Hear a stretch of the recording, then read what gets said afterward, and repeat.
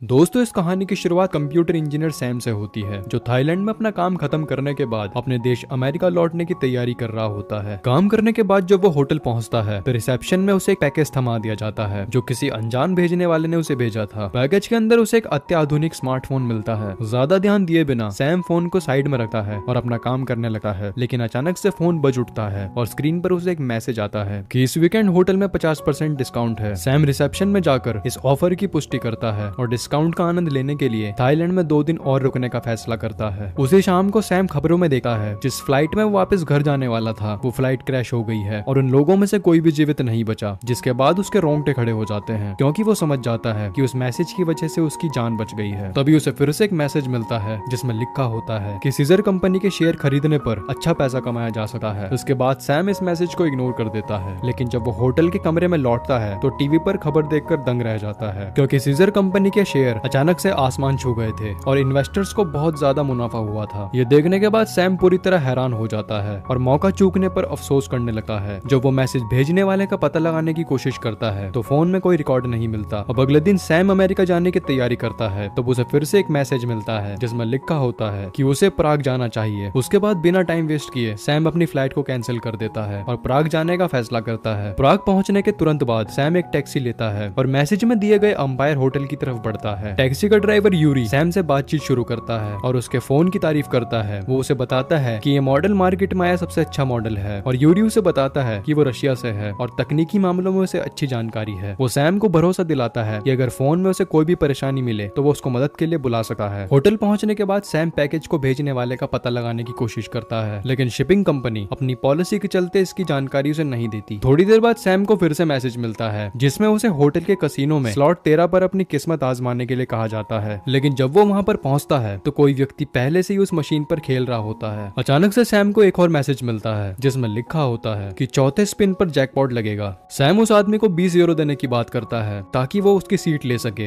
ये दावा करते हुए कि इस नंबर को लेकर उसे अंधविश्वास है, लेकिन वो आदमी सैम को मना कर देता है, आगे खेलता रहता है।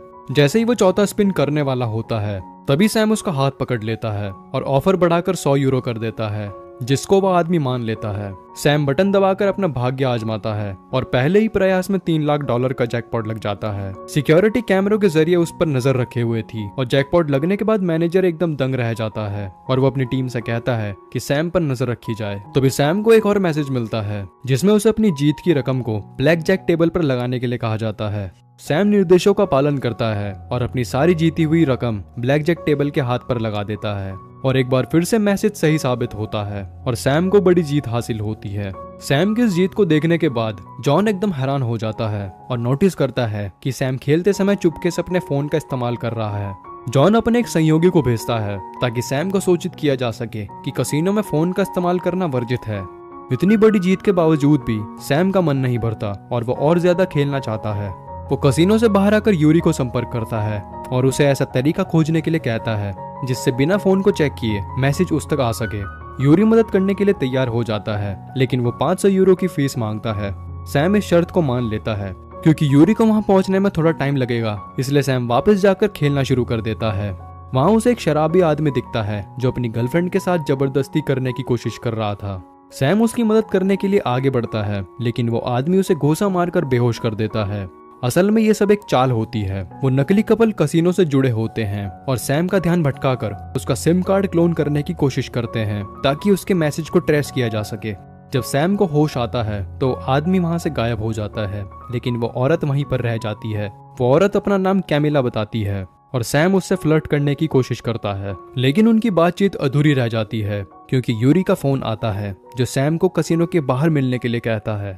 इसी बीच जॉन की टीम सैम के सिम कार्ड को ट्रेस करने की कोशिश करती है, लेकिन वो भी हैरान रह जाती है क्योंकि दुनिया भर में उस मैसेज का कोई रिकॉर्ड नहीं होता।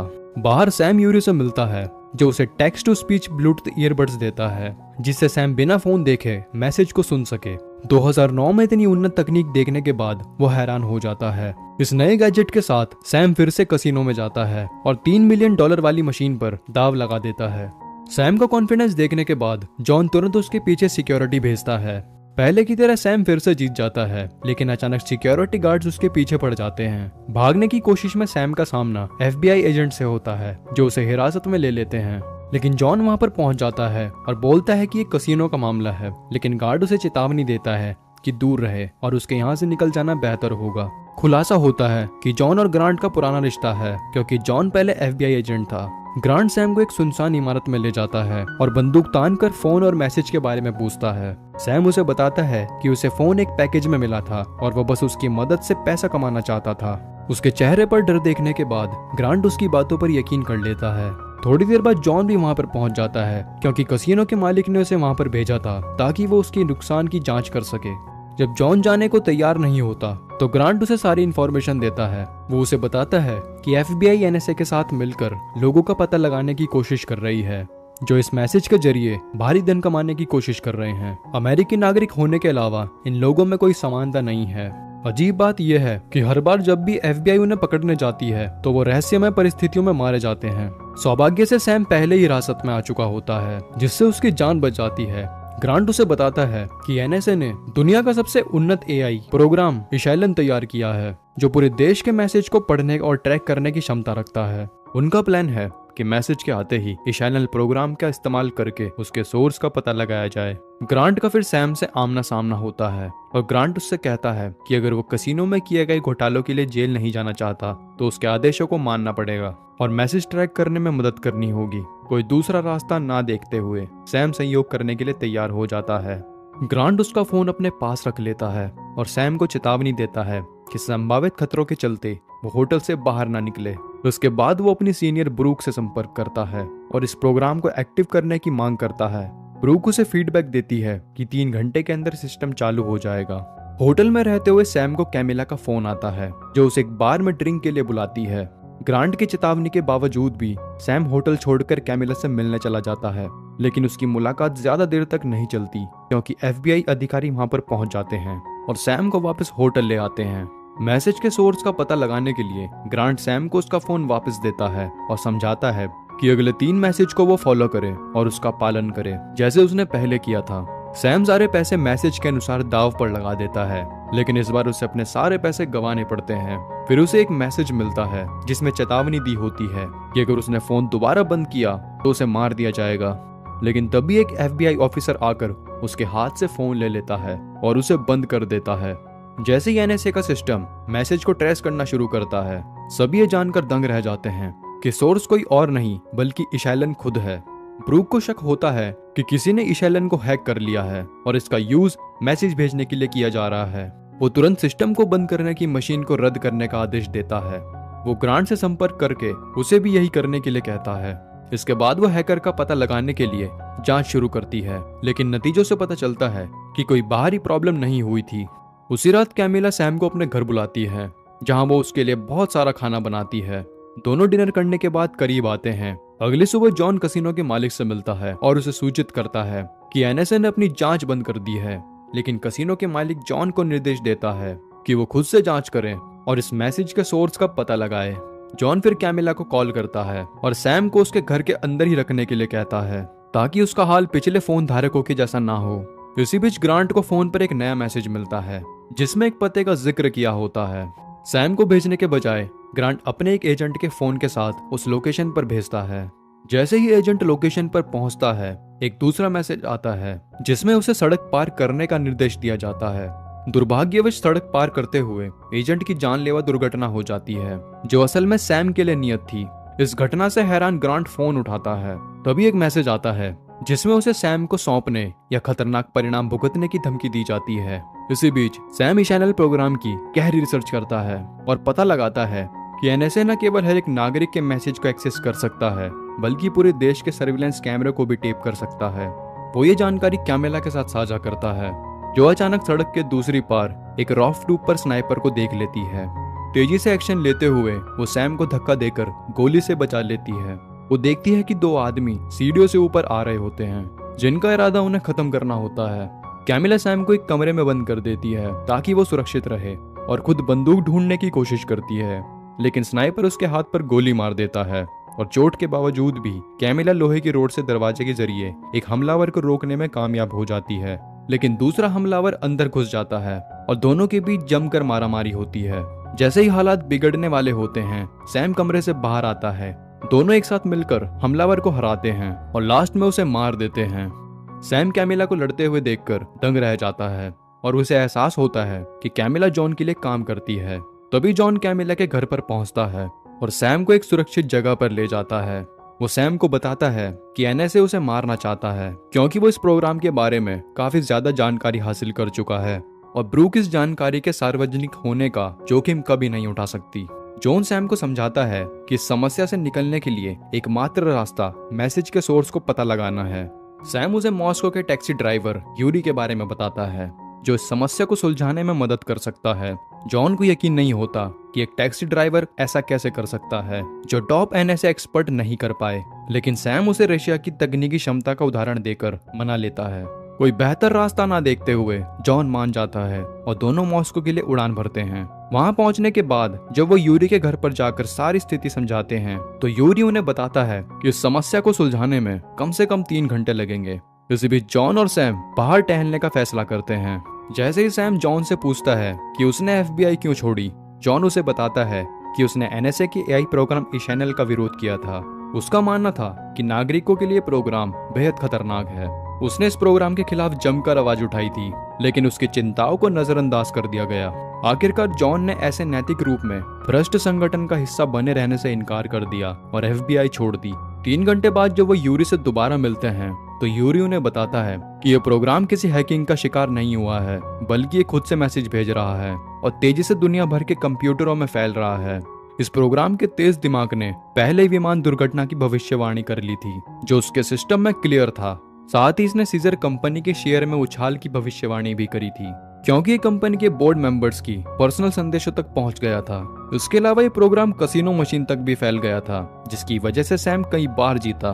हालांकि अभी तक ये स्पष्ट नहीं हो पाया है कि ये प्रोग्राम ये सब क्यों कर रहा है।